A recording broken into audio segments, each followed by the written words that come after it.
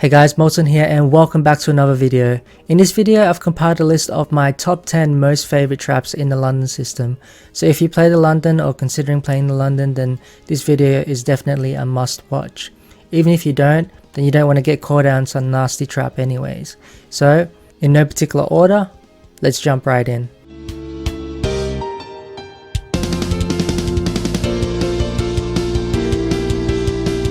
Okay, so let's get started on our first trap, which is one we've previously looked at before. It comes from a Queen's Indian defense. After d4, knight f6, bishop f4, e6, e3, b6. White plays the move knight to f3, bishop b7, knight bd2. And here, black often challenges the center with the move pawn to c5. And instead of taking or playing regular London moves such as c3, white will play this surprising counter knight to c4, immediately hitting out at the d6 square. Now the best move for black is just to allow the check on d6 with bishop to e7, and after knight d6 check, bishop takes, black can just play knight to e4, bishop retreats, and white gets the bishop pair here, but the black position is very solid and not that bad at all. So this is fine for black. However, most players here won't want to allow the check on d6, so they will respond with the move pawn to d5. And after pawn to d5, white can play the move knight to e5, already creating two really nasty threats. One is bishop to b5 check, and the other one is knight to g5. For example, here black is already in a lot of trouble. Let's just say black plays the move bishop to d6. Then white can already play the move bishop to b5 check, and now there's no good way to block the check. For example, knight to d7 is well met by knight takes d7, and the bishop is under attack. If the bishop takes an f4, then we throw in an intermediate check with knight takes f6, double check, and then we take the bishop on f4 with a clean piece up. Another move for black is knight b to d7. So after this move, we can continue with bishop b5,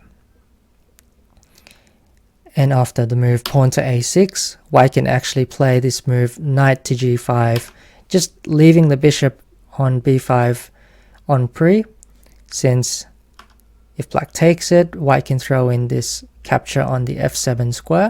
So knight e takes f7, threatening knight d6 check, as well as the rook, as well as the queen. Queen moves to e7, white can simply capture the rook in the corner, and now black has a very difficult time even to castle. So let's say black plays the move pawn to e5 to try and block the dangerous London bishop out of the game. We can simply take the pawn, knight takes, and throw in a nice little tactic here, knight takes h7, winning the pawn in the corner. And also retreating our knight and saving our knight on h8. Because after knight takes h7, we have the move queen h5 check, hitting the knights on e5 and h7. For example, g6, we can simply take the knight on e5, and white is ready to retreat the knight on h8 back to the g6 square with a lot of material advantage here. So this is our first trap. Let's move forward to the next one. Okay, so our next trap starts after d4, d5, bishop f4, c5 this time, pawn to e3. Black plays the move queen to b6 right away, hitting the b2 pawn. But instead of defending the pawn, white can play the move knight to c3, attacking d5, as well as hinting at knight b5 and knight a4 ideas, and offering the pawn in the corner. If black takes on d4, then we can first throw in the move bishop to b5 check. And now the king has to move, since next move we will play knight takes d5. For example, knight to c6 is well met by knight takes d5 here, when the queen can't actually take the bishop because of the knight fork on c7. Likewise, if black throws in the check on a5, we can play the move pawn to b4, attacking the queen. The pawn can't be taken because of the pin by the bishop, and here the queen has to retreat, and we follow up with knight c7 check. Therefore, bishop b5 check. Black probably has to move the king, but this is not an ideal situation. White can just take the pawn back at worst. After knight c3, if queen takes b2, then we can play the move knight takes d5, hitting the c7 square, and already black is completely lost here, since the only way to defend it is to move the king or play knight a6 when we can take the knight, followed by knight c7 check. So the next trap starts after, again, pawn to c5. White plays the move e3, knight to f6, pawn to c3, and again black plays the move queen to b6. And black has to be very careful when he plays the move queen to b6, and has to make sure that he actually gets his move order right, because as we'll see in this example, if he gets his move order wrong, then it can turn out very, very badly. White should answer with the move queen b3 here, fairly common idea. Black shouldn't take the queen since it opens up the a file for white's rook. Black often answers with the move pawn to c4.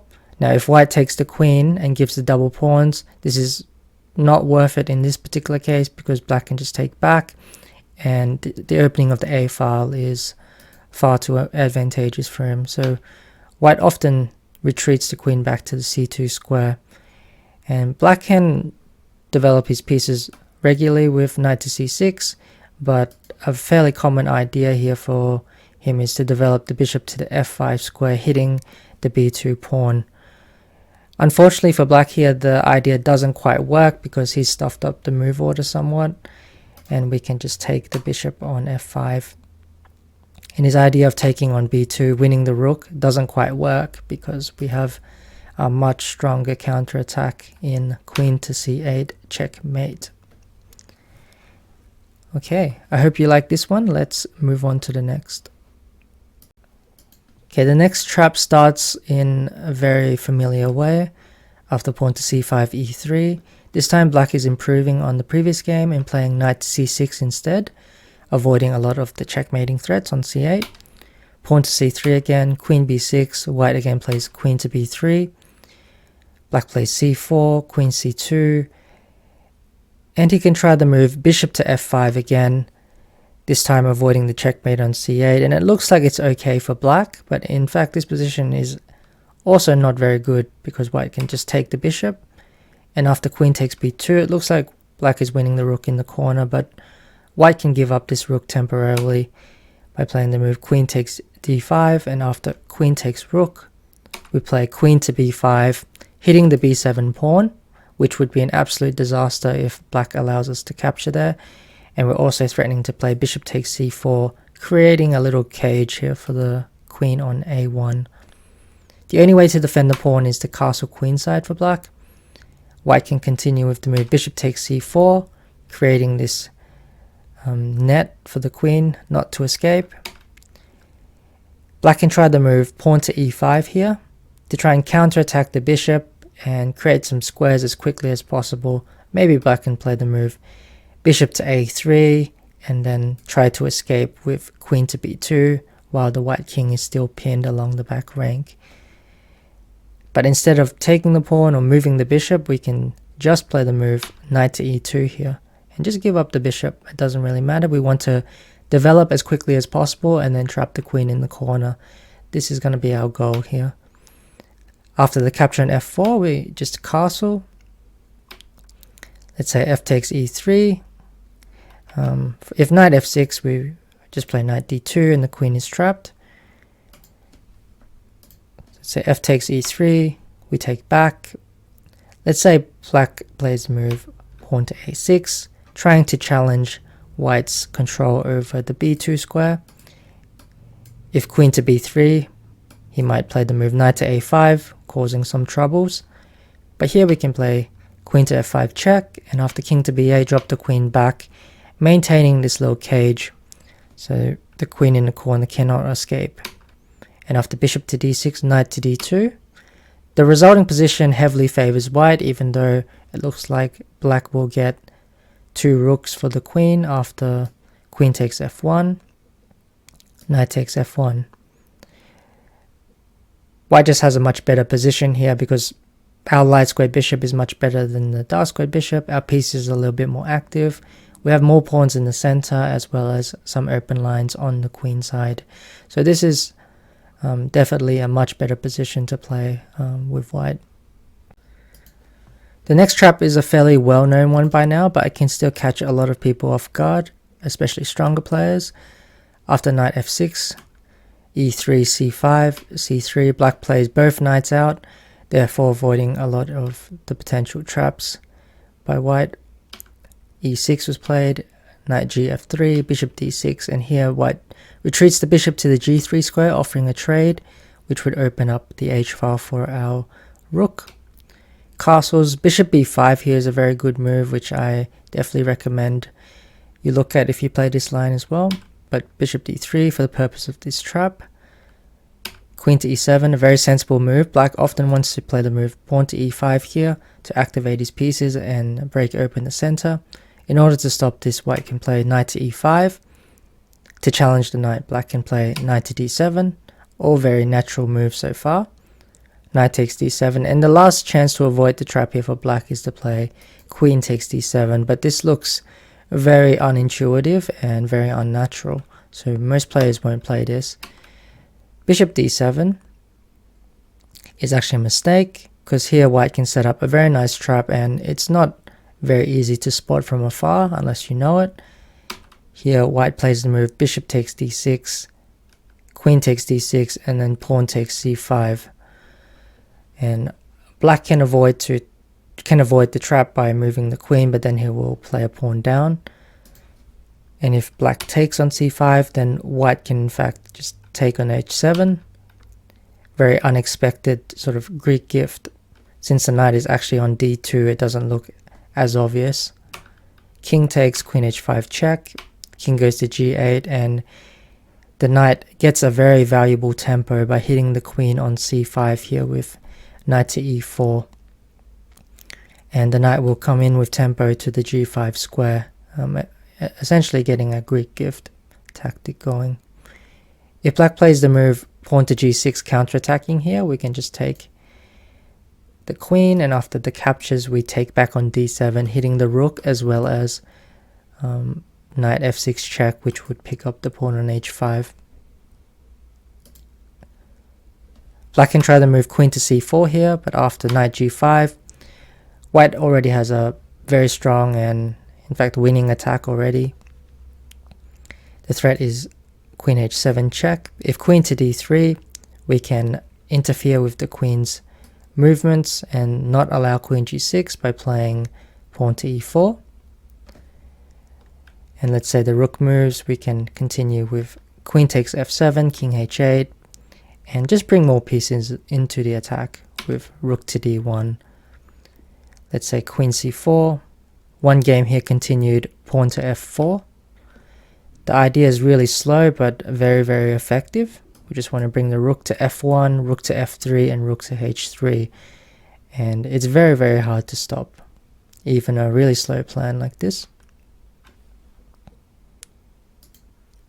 Another example is rook to d8, where white can take here, check, and then play rook d1. Very similar idea, threatening queen h7 next move, followed by queen h8 with an unstoppable attack.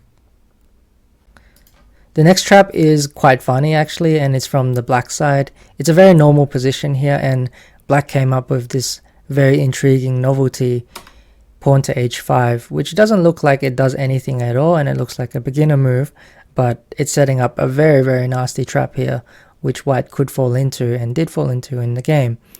White can avoid all this by playing, let's say, knight f3 or any other move, but the most natural move in the position is to play the move pawn to e3, but this falls right into black's hands, where he plays the very surprising pawn to e5 here in the center. And at first it doesn't look like it does anything either, but you'll soon see that the bishop actually is completely trapped and has no squares, and the idea of e5 is simply to take even more squares away from the bishop.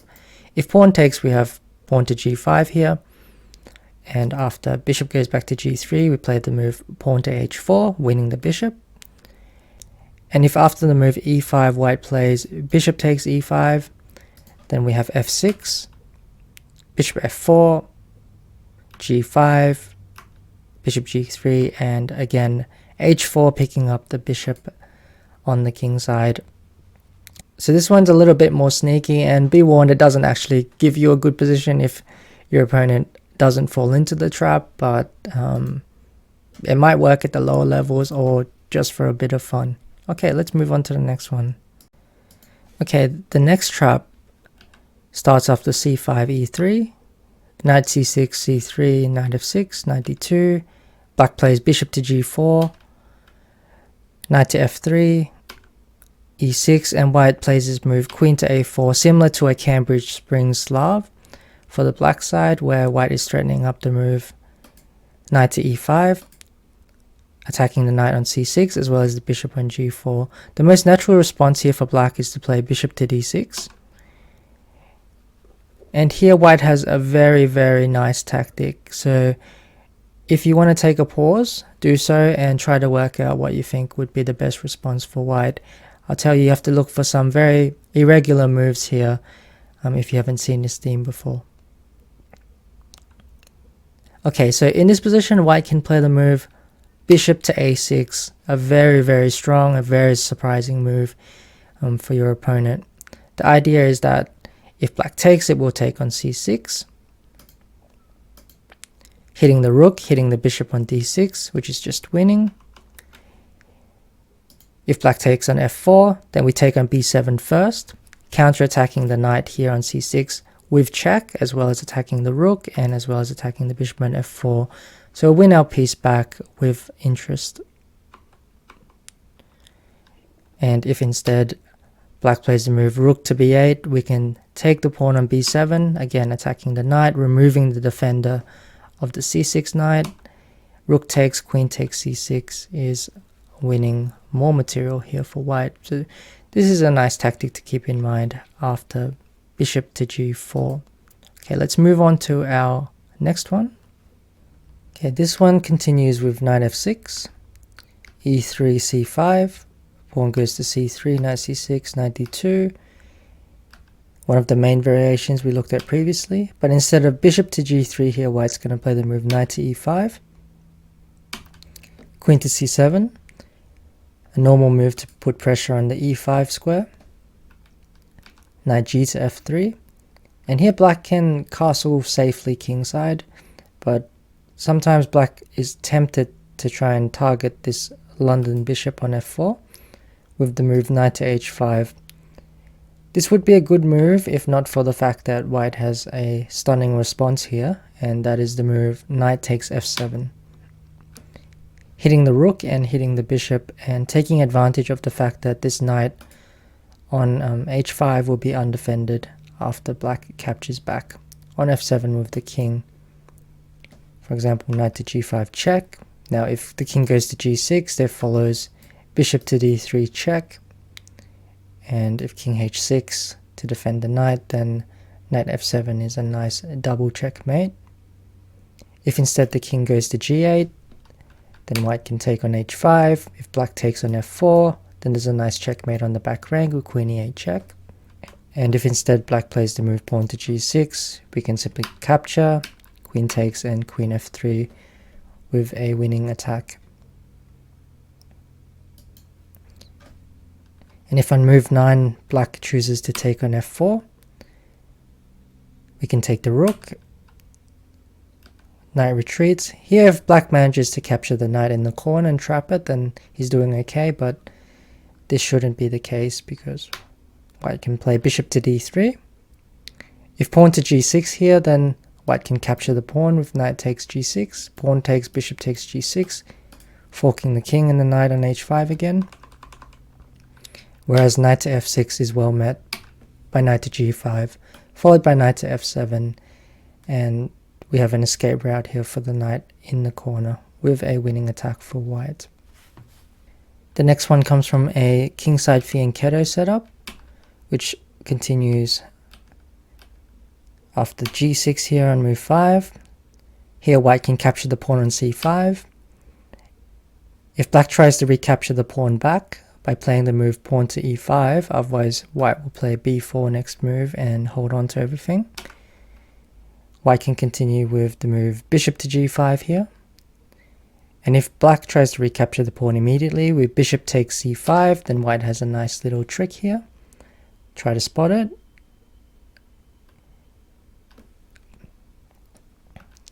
It's knight to e4 here, taking advantage of the fact that black has already played g6 and the bishop on c5 is still under attack. If black retreats to e7 with the bishop, then we capture here on f6. And after the captures, then white will capture the pawn on d5. If instead black plays the move pawn takes, then white will capture the queen on d8. And then followed by the capture on f6, forking the rook and winning the pawn on the e5 square. And that now brings us to the final trap on the list, which continues after the move pawn to c5. The move order at the start can change, but e3, d5, knight d2, knight c6. The main idea in this line is that white is not going to play the move c3, which we transposed to our previous line. Instead, we play knight gf3, offering the pawn on b2 after the move queen to b6. White captures on c5, giving up the pawn. Black takes. We play rook b1. The idea is that if black tries to capture again, then we always have this pawn advance c4 on a lot of occasions, which will give us a lot of counterplay. So queen c3, bishop to b5, pawn to e6, castles, and here if black plays the most natural moves in the position, which follows after bishop to e7, one of the main lines, white has a very trendy option in this position, and that is the move pawn to e4. The main idea of pawn to e4 is that two of the most natural captures in this position just don't work out for black. For example, the first one is pawn takes. After pawn takes, white has a fantastic move, and the main idea of his previous move, which is to go knight to c4. So instead of moving our knight, we're utilizing this pin, and our idea is to trap the queen on c3. Since if black captures, we play the move rook to b3, and the queen here is lost. If instead black opts for knight takes e4, then white will take back, recaptures, and here white has a forcing combination, which is very hard to spot from afar, but it's very, very nice. White can capture here on c6, and after the recapture back, play a very surprising move, which your opponent is unlikely to have spotted unless he has seen this before, and that is the move bishop to d6. Excellent move. The idea is that after pawn takes f3, we take back on e7, and if king takes, then we throw in this check on d6, king f6, and then we bring our rook into the attack with a very strong rook lift, rook to b3. And the attack with just the king on f6 versus the queen and rook lifted up into the attack is simply too strong here for black, and white is already winning. The best option for black on move 10 is probably just the castle to avoid these two traps, but then white can continue with the move pawn to e5, and practically speaking, white has been doing very, very well in recent games from this position on. Well, that concludes our look into the London traps. I hope you guys found this video useful. If you did, please comment down below and give a thumbs up. I do appreciate it. Subscribe if you want to see more weekly chess content. Thanks for watching, and I will see you guys on the next video.